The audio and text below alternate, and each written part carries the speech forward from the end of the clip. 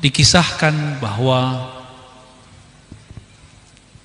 ketika Abdullah bin Abdul Muttalib beliau hendak pulang ke kampungnya ke Makkah, di tengah perjalanan ada seorang perempuan ahli kitab jatuh cinta kepadanya. Tapi bukan karena si Abdullahnya. Ternyata perempuan ini kita sebut sekarang kasyaf.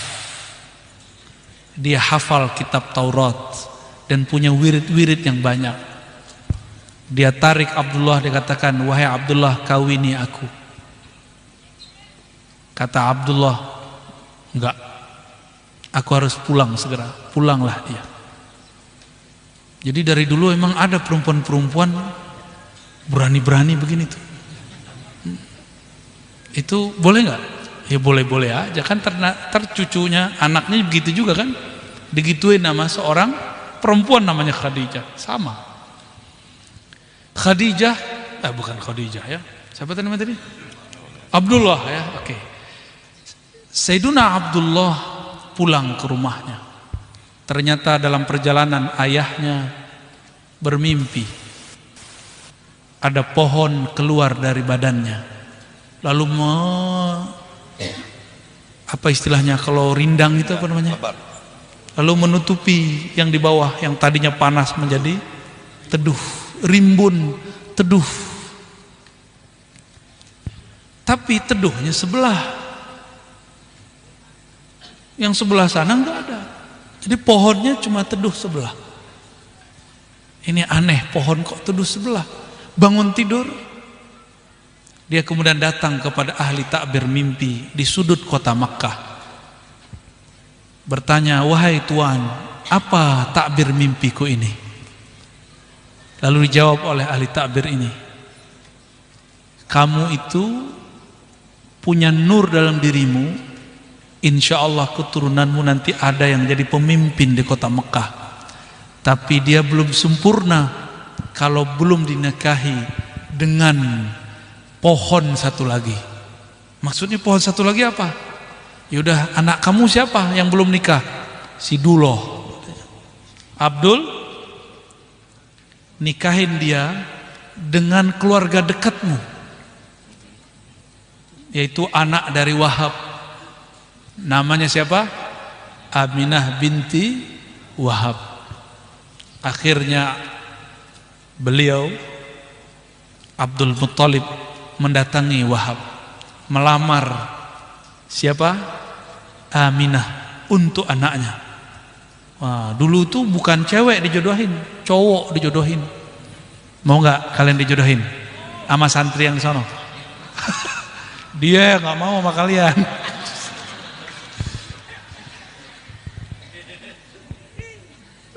Setelah itu diterimalah oleh Wahab, anaknya Aminah, hendak dinikahi dengan Abdullah. Abdullah masih di perjalanan sampai di Mekah. Ternyata Abdullah dan Wahab sudah siap-siap untuk buat kayak gini, tenda gini kira-kira ya. Dulu kan belum ada tenda begini. Ini bid'ah nih Pak ya. Dulu belum ada nih ya. Kira-kira begitulah, umbul-umbulus kalau disiapin. Maka berakad nikahlah mereka di hari itu. Malamnya langsung Sayyiduna Abdullah serumah dengan Sayyidatuna Aminah. Kalau bahasa Arabnya yabni alaiha, langsung membina rumah tangga. Terjadilah perpindahan nur dari Sayyiduna Abdullah kepada Sayyidatuna Aminah. Malam itu juga hamil. Cepat sekali Bang Dik. Dalam waktu rentang yang sangat cepat, Abdullah kemudian harus pergi lagi untuk berdagang. Tapi dia ingat-ingat, buka cabang Maka datanglah dia ke perempuan yang dulu minta untuk dinikahi. Ini namanya jatuh cinta yang telat. Sampai di perempuan itu dia ketuk pintu. Empok, teh, waktu itu ngelamar saya kan. Dia buka pintu, dia lihat jidatnya, dia Sono. Abdullah, ini terjemahan Bang Dik. Di kepalamu, di wajahmu sudah tidak ada nur yang dulu aku lihat. Si perempuan, iyaku anni, pergilah dariku. Maka terusirlah Abdullah. Di rumah dia laku, di situ tertolak. Salah siapa ya? Tapi itulah rahasia Allah Subhanahu wa ta'ala. Lalu dia lanjutkan perjalanan berdagang dengan kafilah-kafilahnya. Di Makkah, Sayyidatuna Aminah mulai muntah-muntah. Perempuan hamil biasanya muntah-muntah ya. Hati-hati nih kalian kalau muntah-muntah, curigai itu ya.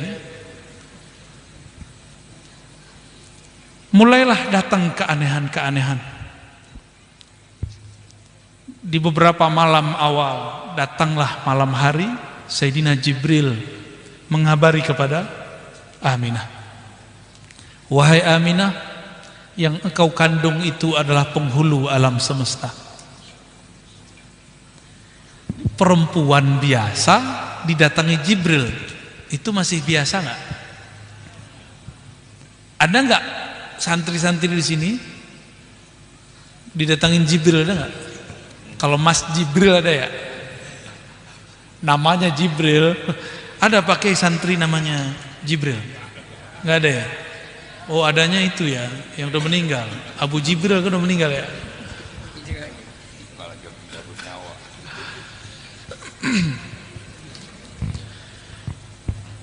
Besok-besok datang lagi malaikat yang lain, datang lagi malaikat yang lain. Di beberapa bulan yang lain datanglah Nabi Adam, datanglah Nabi Nuh, datanglah Nabi Ibrahim. Semuanya mengatakan, yang engkau kandung wahai Aminah itu adalah Nabi akhir zaman, penghulu alam semesta. Ada yang mimpi Nabi Nuh di sini, Pak Kiai? Ada? Ada yang mimpi Nabi Muhammad gak? Ada satu dua ya, nggak banyak kayaknya nih. Kiai padahal nggak mimpi Nabi Muhammad. Gimana yang bukan kiai? Ini Sayyidatuna Aminah hampir setiap malam bertemu rohani malaikat, rohani para nabi. Kira-kira ini wali bukan? Ada nggak wali? Kalau situ wali, adakah di antara wali-wali ini, wali murid? Apalagi? Wali Dajjal, jangan. Di antara antum ini ada nggak yang kalau ngerasa wali ya, didatangin Jibril, didatangin Nabi Ibrahim, Nabi Nuh, ada nggak? Berarti masih di bawahnya Sayyidatuna Aminah itu makomnya tuh. Ya. Coba perbandingan Sayyidatuna Maryam, Sayyidatuna Aminah. Siapa yang dikandung mereka berdua nih? Sama-sama Nabi bukan? Nabi mana yang lebih mulia, yang dikandung Aminah atau Maryam? Kalau Maryam ditanggung oleh Allah, dikirim buah-buah oleh Allah, masa Aminah gak dikirim? Ya. Jika Maryam dijaga oleh Allah, diberikan nutrisi-nutrisi surgawi, tentu Aminah lebih dahsyat lagi. Maksud saya apa? Aminah walaupun kemudian dapat kabar buruk, ternyata suaminya terkena penyakit, meninggal di tengah perjalanan. Aminah menjadi perempuan hamil, baru menikah, masih sangat muda. Lagi hamil langsung berstatus janda. Sedih gak tuh? Sedih, gak ada suami.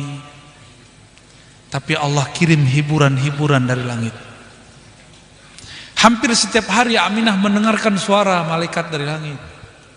Wahai Aminah, yang engkau kandung adalah kekasih Allah, Habibullah.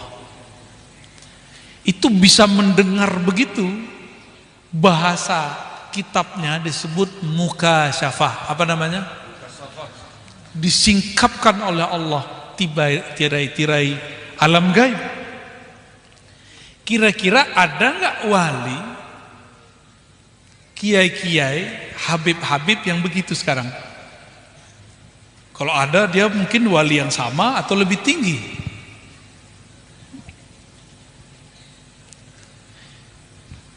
Tiba-tiba muncul anak muda baru pulang dari Madinah, ya, mudanya mirip-mirip sama saya. Apa kata dia? Orang tua Nabi masuk neraka.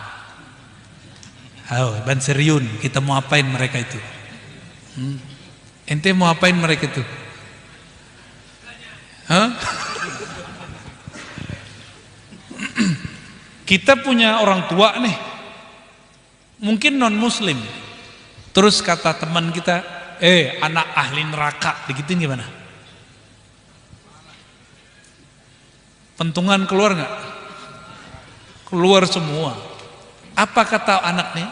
Tamat Madinah, jalan di tanah yang dulu diinjak oleh kaki mulia Rasulullah SAW. Tapi dia tidak punya adab kepada Rasulullah SAW. Imam Malik dulu tidak berani jalan pakai sendal di Madinah. Apa kata orang?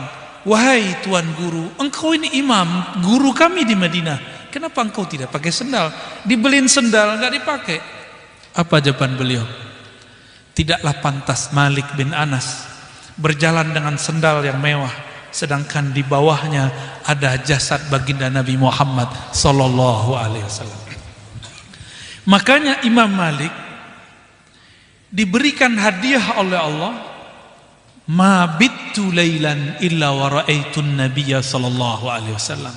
Riwayat Abu Nuaim, riwayatnya sahih. Tidaklah aku tertidur malam hari kecuali Rasulullah mengunjungiku, kecuali aku bertemu Rasulullah sallallahu alaihi wasallam. Apa torikotnya Imam Malik? Melepas sendal. Itu riyadhah dia, adab. Judul kurikulum zikirnya namanya adab. Torikohnya buka sendal. Kalau kejuan jamaah yang duitnya agak lumayan dikit banyak, belum kaya-kaya amat, baru-baru kaya, nyampe di Madinah, hotelnya kurang bagus, itu dihardik tuh ustadznya. Di Madinah masih berani hardik orang, coba. Itu kira-kira Rasulullah sapa dia nggak ter? Jauh.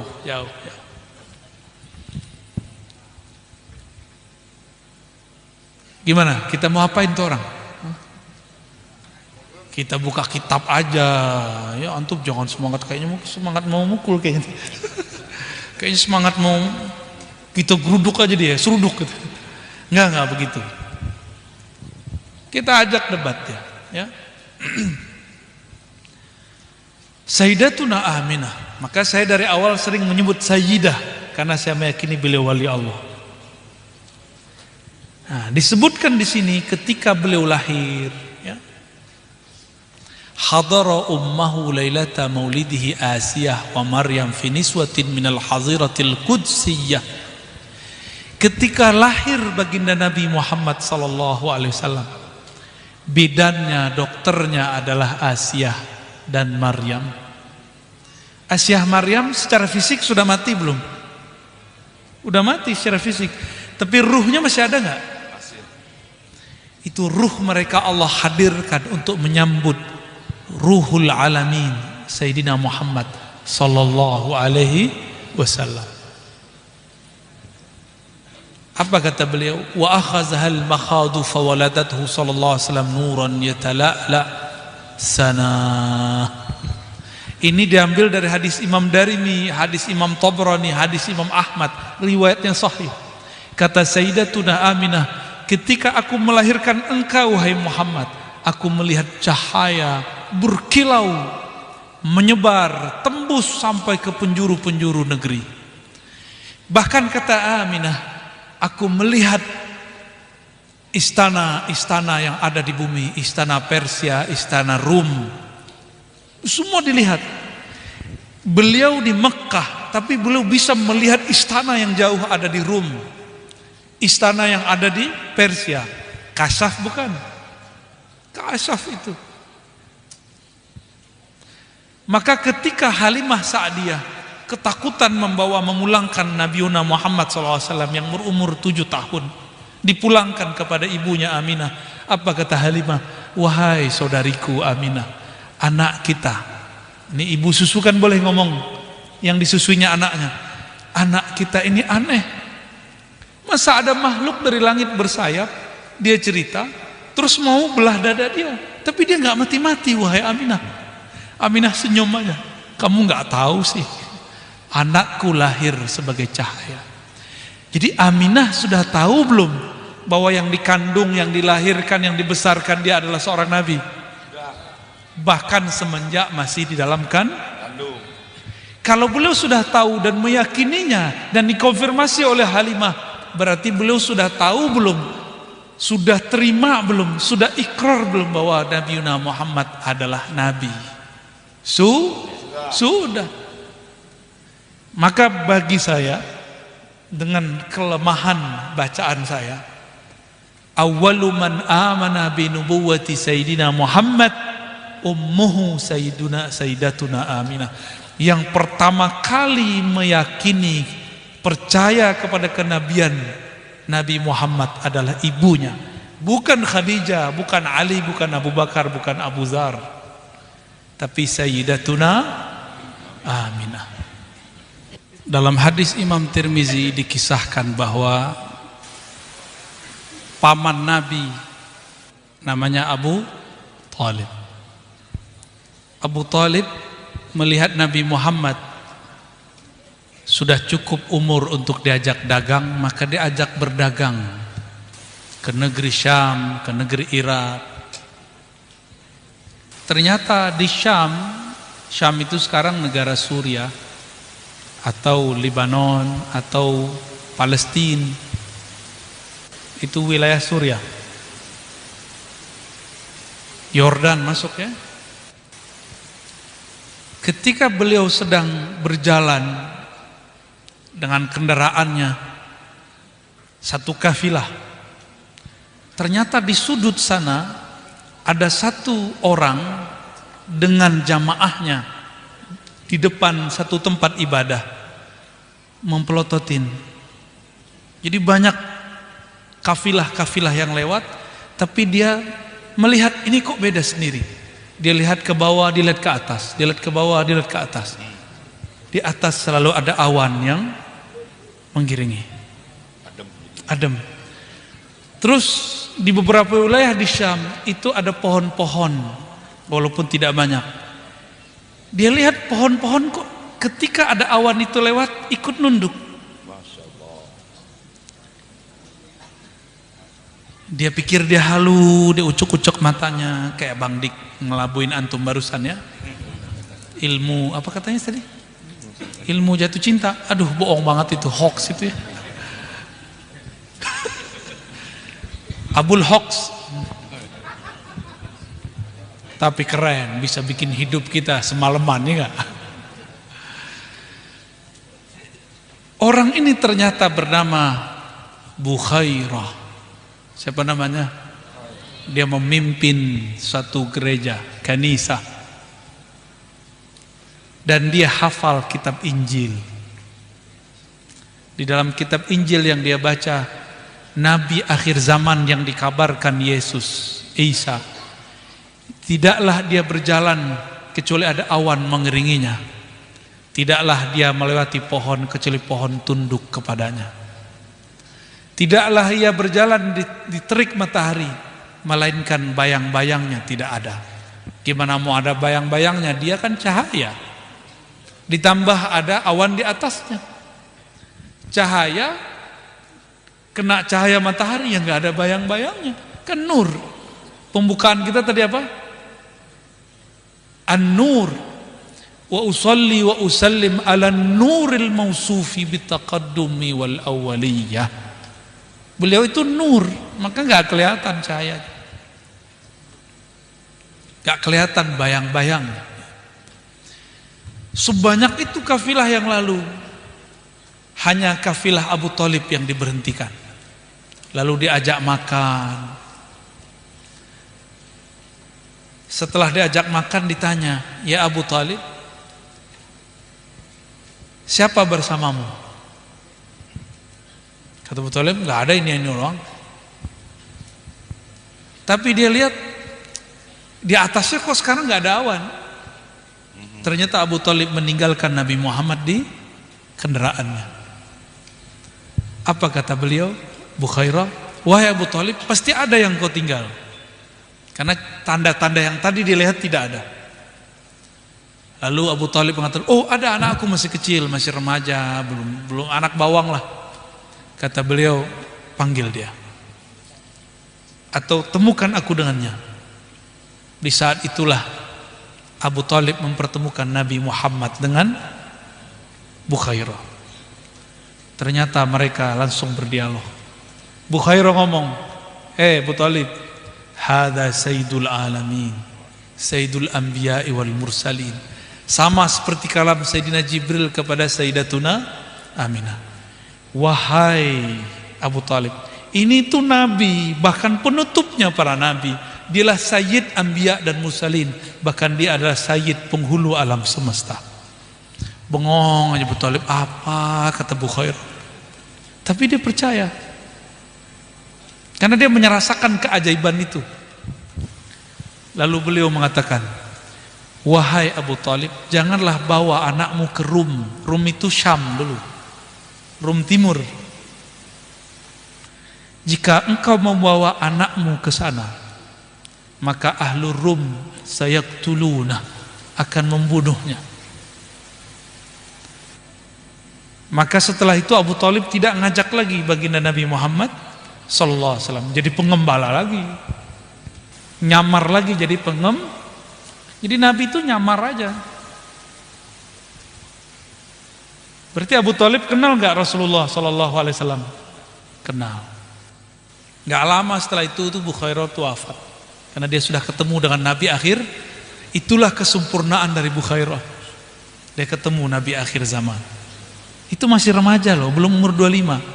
Cuma pelajaran yang kita terima di sekolah, anak-anak kita dapat, nggak tahu di sini gimana nih bukunya yang dipakai. Diangkat jadi nabi umur 25, itu nggak sahih. Dalam hadis Imam Tirmizi dan hadis Imam Darimi disebutkan ada dua versi. Nabi ditanya oleh para sahabat, qala Abu Hurairah, ya, Abu Hurairah berkata, qalu di situ sahabat Nabi, mata wajabat lakan nubuwah, kapan engkau diangkat jadi nabi? Kapan engkau ditetapkan jadi nabi? Apa jawaban Nabi Muhammad sallallahu alaihi wasallam? Adam baina ma'in wa tin. Adam belum dicipta, masih bahannya air dan tanah. Udah diangkat jadi, berarti nabi pertama siapa? Nabi Muhammad sallallahu alaihi wasallam. Sesat nggak ngomong begini? Hah? Nabi pertama Nabi Muhammad. Sesat nggak ngomong begitu? Dalilnya apa tadi? Hadis riwayat Imam At-Tirmizi, bukan Turmuji ya. Turmuji nama kawan an itu. Dalam hadis Imam Abu Darda nanya, wahai Rasulullah, mata tadri, kapan engkau tahu annaka nabiyyun, kalau engkau itu seorang nabi? Apa kata Nabi Muhammad SAW? Dulu ketika aku main-main dengan saudara susuku di Bani Sa'diyah, tiba-tiba ada dua makhluk bersayap turun secepat kilat, lalu mereka mengatakan, itu si Muhammad, Nabi akhir zaman. Kata yang satu lagi, oh ya, ternyata itu malaikat Jibril dan Mikail. Langsung Nabi Muhammad diambil, dibelah dadanya, dikeluarkan di situ jantung, dan ada dua noda. Sekelas Nabi Muhammad belum dewasa, di kolbunya sudah ada dua noda. Kita kira-kira berapa noda nih? Jangan-jangan noda kita paling banyak. Noda yang duduk di depan ini paling banyak dibandingkan antum yang di bawah. Cuma kita lagi keberuntungan aja dapat di depan ya Pak Kiai.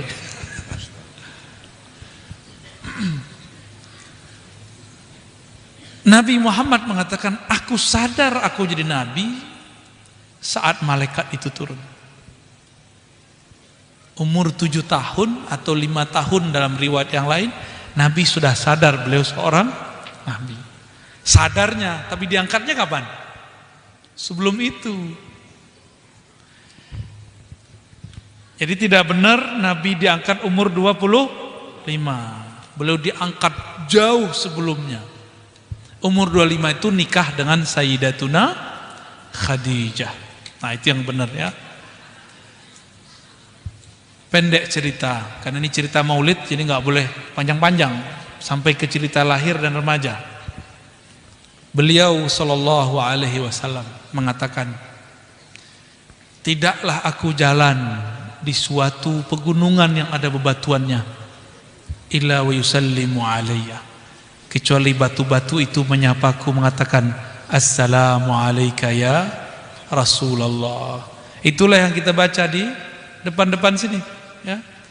Ya Rasulullah salamun alaik. Itu dia, itu dari situ tuh.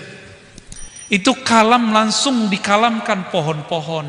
Nabi melewati pohon, pohon mengatakan, salaf atas engkau wahai Rasulullah.